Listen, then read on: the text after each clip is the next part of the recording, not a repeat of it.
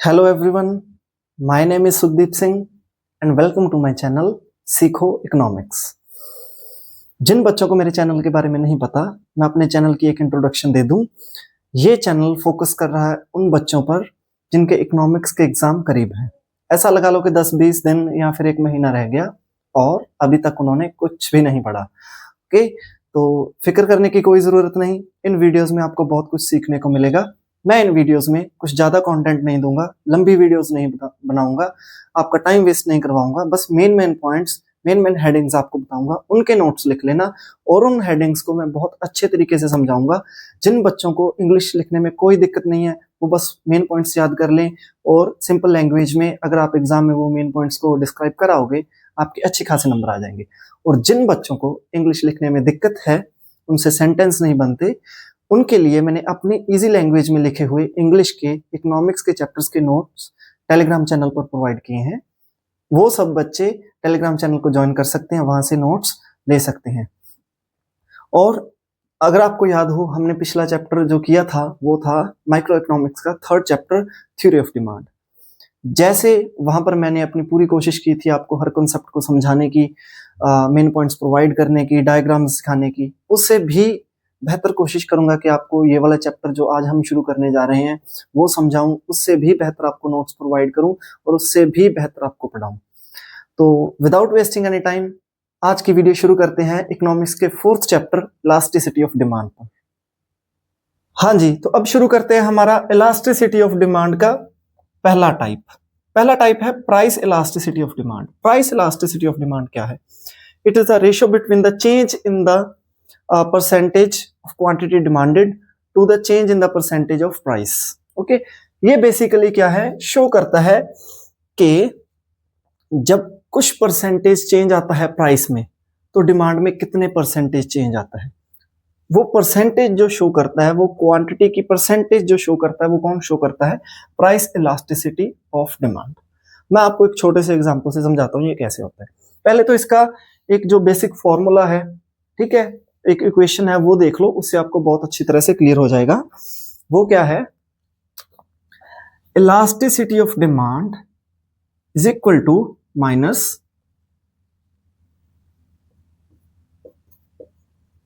Percentage change in quantity demanded over percentage change in price. Okay, ये formula है जो हमारा इलास्टिसिटी ऑफ डिमांड है, प्राइस इलास्टिसिटी ऑफ डिमांड है। वो रेशियो शो करता है percentage change in quantity demanded to the percentage change in the price. अब मैं आपको ये प्रैक्टिकली करके दिखाता हूं ये कैसे वर्क करती है। हम एज्यूम करते हैं ओरिजिनल प्राइस किसी चीज का था 50 रुपीज, ठीक है जी। और फिर क्या हुआ, तब उसकी डिमांड, इसका प्राइस था 50, अब रिड्यूस हो गया प्राइस, हम मान लेते हैं अब हो गया 40 रुपीज, प्राइस कम हो गया। जब प्राइस कम होगा तो डिमांड बढ़ेगी, तो हम क्या कहते हैं, डिमांड क्या पहले थी, हम मान लेते हैं ओरिजिनल डिमांड थी, वो थी 50 kg। अब प्राइस कम हुआ, 50 से 40 हो गया, अब जो डिमांड इंक्रीज हुई, हम मान लेते हैं 80 kg हो गई। प्राइस कम हुआ, डिमांड बढ़ गई, 50 से 80 हो गई, प्राइस 50 से 40 हुआ। अब ये चेंज कैसे निकलेगा? 50 से 40 हुआ, कितना कम हुआ? 10 कम हो गया, है ना। तो 10 50 का कितना परसेंट है? 20% है। ओके, ये है हमारा प्राइस। अब क्या है, 50 kg डिमांड थी, जब डिमांड बढ़ी प्राइस कम होने की वजह से, तो क्वांटिटी कितनी डिमांड की जाने लगी? 80। कितनी ज्यादा की जाने लगी? 30। 30 50 का कितना है? 60% है, ठीक है जी। अब क्या है, percentage change in quantity demanded, कितना चेंज आया था? 60% क्वांटिटी डिमांडेड में चेंज आया। प्राइस में कितना चेंज आया? 20%। जब काटोगे 3 तो हमारी जो ईडी होगी इज इक्वल टू, वो आंसर होगा 3। ये होता है हमारा price elasticity of demand. Okay, अगर आपको ये नहीं समझ आया दोबारा से इसे देख लो, मैं दोबारा भी करवा देता हूं। प्राइस इलास्टिसिटी ऑफ डिमांड क्या है? जब कुछ परसेंटेज चेंज आता है प्राइस में, तब डिमांड में कितने परसेंटेज चेंज आता है वो शो किया जाता है प्राइस इलास्टिसिटी ऑफ डिमांड के द्वारा।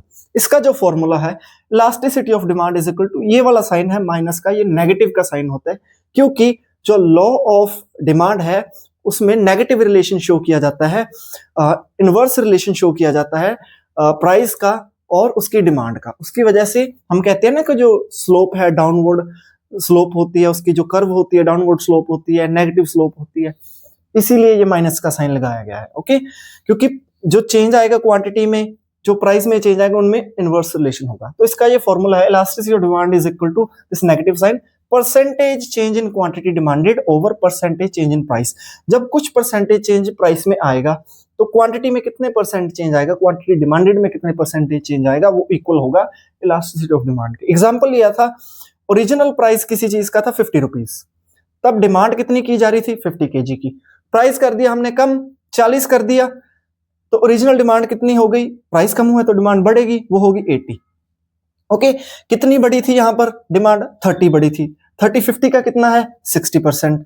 यहां पे कितनी कम हुआ था प्राइस, 10 रुपए कम हुआ था, 10 50 का कितना है 20%।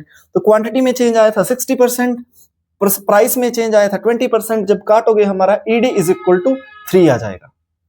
ओके, समझ आ गया? ये था हमारा प्राइस इलास्टिसिटी ऑफ डिमांड। और ये क्वेश्चन आपको लॉन्ग में पूछा जा सकता है, उसका रीजन क्या है, प्राइस इलास्टिसिटी ऑफ डिमांड के आगे 5 टाइप्स हैं। ओके, वो 5 टाइप कौन से हैं? पहले है परफेक्टली इलास्टिक डिमांड, फिर है परफेक्टली इनइलास्टिक डिमांड, फिर है यूनिटरी इलास्टिक डिमांड, फिर है ग्रेटर देन यूनिटरी इलास्टिक, फिर है लेस देन यूनिटरी इलास्टिक। ये अकेला क्वेश्चन आपको लॉन्ग में आ सकता है, बहुत जरूरी क्वेश्चन है, बट फिक्र मत करो, मैं बहुत आसान तरीके से आपको समझा दूंगा। ओके, अगर आपको ये निकालना नहीं आता, मैं ये वाला मेथड आपको सिखा देता हूं।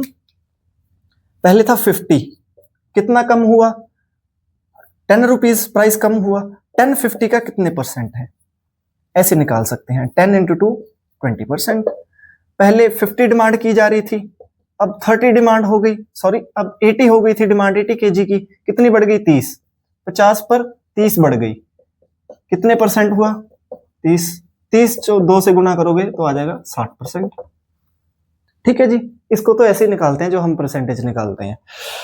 तो ये था हमारा प्राइस इलास्टिसिटी ऑफ डिमांड। अब मूव करेंगे इसके जो आगे 5 टाइप है, पहले मैं वो बोर्ड पर लिखूंगा, ठीक है, और आपको पांचों के पांचों टाइप अच्छे से रिवाइज करवाऊंगा भी कौन कौन से हैं, कैसे याद करने हैं, फिर उनको हम डिटेल में विद ग्राफ डिस्कस करेंगे। चलो मूव करते हैं इसके टाइप्स पर।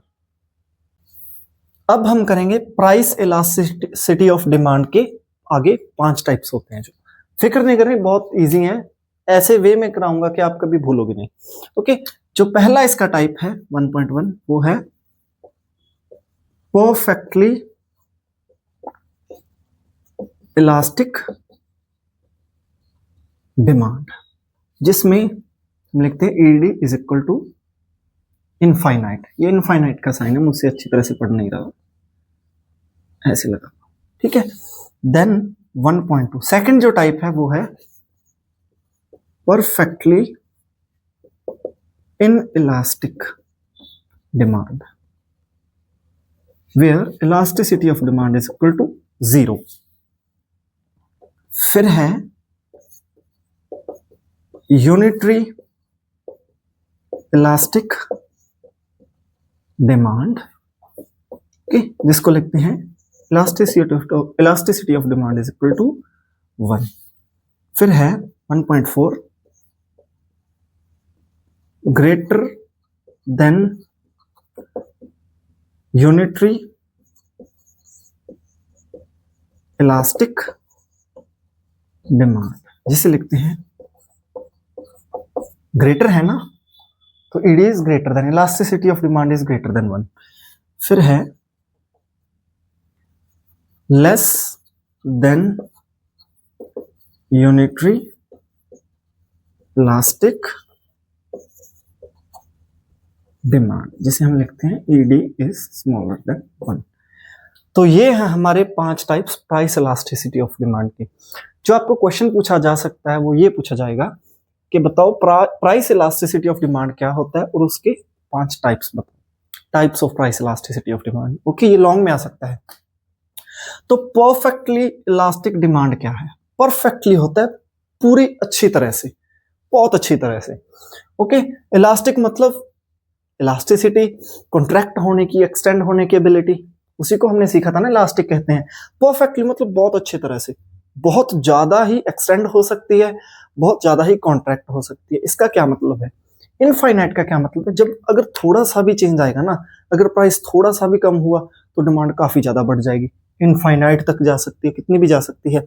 अगर प्राइस थोड़ा सा भी बढ़ गया तो डिमांड जीरो भी आ सकती है। समझ रहे हो? इसीलिए इसे कहा जाता है परफेक्टली, पूरी अच्छी तरह से इलास्टिक, कितनी भी बढ़ सकती है, कितनी भी सिकुड़ सकती है। ओके, इसलिए इनफाइनाइट का साइन यूज किया गया है कि डिमांड का कुछ नहीं पता कहां तक पहुंच जाए, जीरो भी हो सकती है और बहुत ज्यादा बढ़ भी सकती है।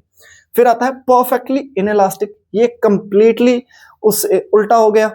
समझ रहे हो? इसमें कितनी भी बढ़ सकती है, लेकिन इसमें कहते हैं कोई चेंज नहीं आएगा, चाहे प्राइस कम हो जाए, चाहे कितने बढ़ जाए, जो डिमांड रहेगी वो जीरो रहेगी, मतलब डिमांड में चेंज बिल्कुल नहीं आएगा। जीरो नहीं रहेगी मतलब चेंज नहीं आएगा। ओके, कोई चेंज नहीं आएगा, मतलब कितना मर्जी प्राइस में इवन के सिग्निफिकेंट चेंज भी आ जाएगा ना, काफी बढ़ जाएगा या काफी कम हो जाएगा प्राइस कमोडिटी का, तो भी उसकी डिमांड वैसी रहेगी। और ये किन प्रोडक्ट्स की रहती है? जो नेसेसरी गुड्स होते हैं, ओके, जिनके बिना इंसान नहीं रह सकता। ओके, फिर है यूनिटरी इलास्टिक डिमांड। ये थोड़ा सा डिफरेंट है इन दोनों से। यूनिटरी इलास्टिक क्या होता है? इसमें जो टोटल एक्सपेंडिचर होता है वो क्या है? सेम रहता है। अगर प्राइस चेंज होगा, ठीक है, प्राइस बढ़ गया डिमांड कम हो जाएगी, प्राइस कम हो गया डिमांड बढ़ जाएगी, लेकिन जो चेंज होगा, जो टोटल एक्सपेंडिचर कर रहे हो कम प्राइस पे और ज्यादा प्राइस पे, वो टोटल एक्सपेंडिचर क्या होगा? आपका सेम रहेगा, उसे कहते हैं unitary elastic. Okay, greater than unitary elastic, इसमें क्या होता है? जो एक्सपेंडिचर ज्यादा हो जाता है प्राइस चेंज होने पर। और less than unitary elastic demand कौन सी होती है? जिसमें टोटल एक्सपेंडिचर लेस मींस कम हो जाता है जब प्राइस में चेंज आता है। इसको हम डिटेल में करेंगे विद डायग्राम। ये तो जस्ट मैंने ओवरव्यू दिया था ताकि आपको इन चीजों के बारे में पता चल जाए इनमें आएगा क्या। ये 5 टाइप है प्राइस इलास्टिसिटी ऑफ डिमांड की। परफेक्टली इलास्टिक, तो उसका उल्टा परफेक्टली इनइलास्टिक।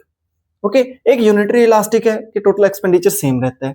फिर है greater than unitary elastic, less than unitary elastic. ये पेयर में याद कर लो, इसका पेयर कर लो, इसका पेयर कर लो और ये याद कर लो, आपको बहुत अच्छे से याद रह जाएगा। और इसमें बनाना जो है, हमने ग्राफ बनाना होगा, ग्राफ में बहुत अच्छी तरह से मैं बहुत सिंपल वे से आपको करवा दूंगा, कभी नहीं भूलोगे।